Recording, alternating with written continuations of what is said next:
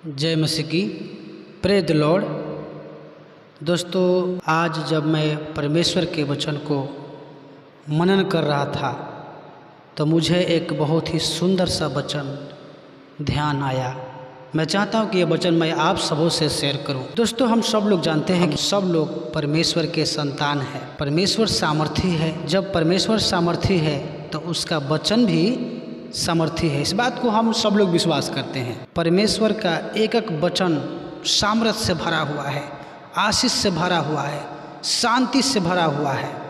Bible बतलाती है कि हम उसकी समानता और उसके स्वरूप में बनाए गए हैं। परमेश्वर अपना बहुत सारा चरित्र मनुष्य के अंदर में डाला है। दोस्तों, हम लोग इस बात को विश्वास करते हैं कि हमारे अंदर में परमेश्वर का आत्मा रहता है। दोस्तों, परमेश्वर का आत्मा हमारे अंदर में रहने के कारण बाइबल बतलाती है कि हम उसका संतान ठहर गए हैं, हम उसका बेटा और बेटी हैं। तो आज हम लोग सिर्फ एक चरित्र को देखेंगे। दोस्तों, बाइबल बतलाती है कि परमेश्वर आत्मा है और उस आत्मा का मंदिर हम लोग हैं।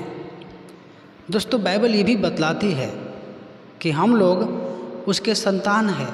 सिर्फ उसका मंदिर ही नहीं है बल्कि परमेश्वर का संतान है, उसका बेटा, उसका बेटियां हैं। दोस्तों, परमेश्वर मनुष्य को इस पृथ्वी पर जब बनाया तो सिर्फ बनाया ही नहीं था।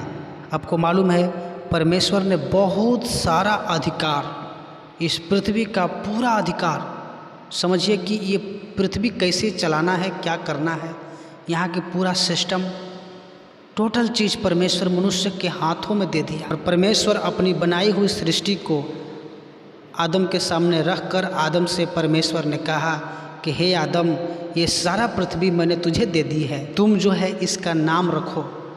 ये नाम तुम्हारे पसंद के अनुसार होगा।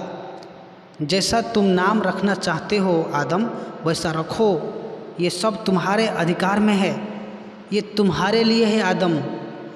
आदम ने पृथ्वी पर जितने भी वस्तु है, पेड़ पौधा, मछली, जानवर, पक्षी, टोटल इस पृथ्वी पर जितने भी चीज़ पाए जाते हैं, एक एक चीज़ों का नाम आदम ने रखा। और बाइबल बतलाती है कि जैसे जैसे नाम आदम ने रखा वैसे वैसे होते गया। कितनी अच्छी बात है ना। इसका मतलब क्या है कि हम लोग इस चरित्र को देखते हैं कि जैसे जैसे नाम आदम ने रखा वैसे वैसे होते गया। मतलब जैसे अपने मुंह से कहा वैसे उसका नाम हो गया, उसी प्रकार का चरित्र उसके अंदर में आया। परमेश्वर जो है अपने वचन के द्वारा सारा सृष्टि को बनाया और परमेश्वर सारी सृष्टि को अपना वचन के द्वारा ही बनाया। यानी परमेश्वर बोलते गए और जैसे जैसे बोलते गए वैसे वैसे होते गया। यानी परमेश्वर का वचन सामर्थी है, परमेश्वर का वचन प्रभावशाली है, परमेश्वर के वचन में सामर्थ्य, ताकत भरा हुआ है। उसी प्रकार परमेश्वर के पुत्र हम लोगों को होने के वजह से हमारे अंदर में भी शक्ति और सामर्थ्य भरा हुआ है।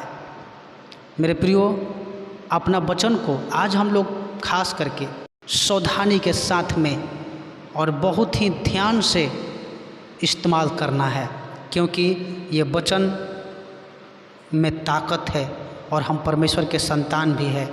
तो जब परमेश्वर बोलता है तो सृष्टि होती है, जब हम लोग भी बोलेंगे तो कुछ ना कुछ ज़रूर होगा। दोस्तों, आप लोग देख सकते हैं पहला पत्रस 3 अध्याय 9 वचन में लिखा गया है, बुराई के बदले बुराई मत करो और न गाली के बदले गाली दो, पर इसके विपरीत आशीष ही दो, क्योंकि तुम आशीष के वारिस होने के लिए बुलाए गए हो।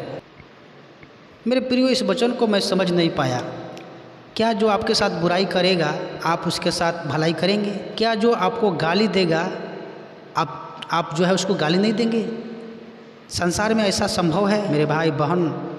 संसार में ऐसा संभव तो नहीं है, लेकिन वचन हम लोगों को ऐसा ही बतलाता है कि जब हम वचन में होकर चलते हैं, जब हम वचन पर ध्यान करते हैं तो ये संभव है। ये कैसे संभव है? ये संभव है परमेश्वर के वचन के द्वारा, परमेश्वर के वचन के सामर्थ्य के द्वारा। अगर हम परमेश्वर के वचन को पढ़ते हैं और इसके अनुसार नहीं करते हैं, इसके अनुसार नहीं चलते हैं, हम लोग बहुत ही बड़ा आशीष को खोएंगे। यह भी हो सकता है कि हम श्राप के कारण बन सकते हैं।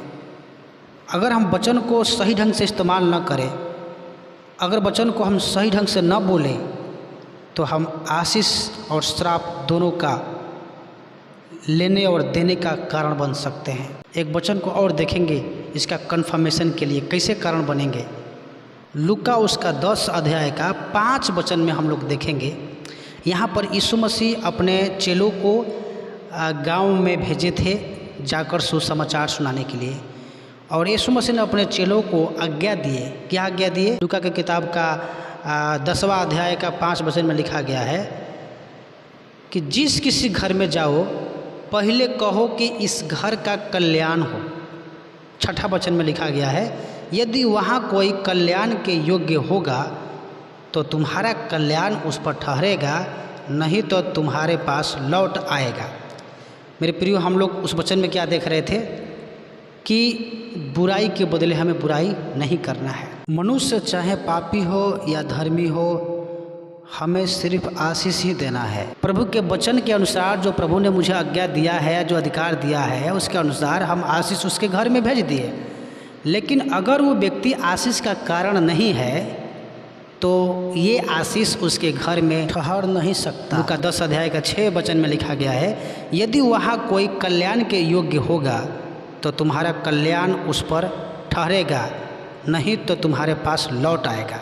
उसी प्रकार से अगर हम किसी को आशीष दिए हैं, अगर वो आशीष के योग्य नहीं है, अगर योग्य नहीं है, तो हमारा दिया हुआ आशीष उसके पास ठहर नहीं सकता है, क्योंकि वो व्यक्ति आशीष के योग्य नहीं है। जब वो आशीष के योग्य नहीं है तो वो आशीष हमारे पास लौट आएगा। हालेलुया। हमें तो आशीष चाहिए ना, हम लोगों को आशीष चाहिए। तो यहाँ पर वचन में भी लिखा गया है कि जब वो उस घर में कल्याण के योग्य कोई नहीं रहेगा तो वो कल्याण जो तुमने भेजा है उस घर पर, वो वहाँ ठहर नहीं सकता है, वो तुम्हारे पास लौट आएगा।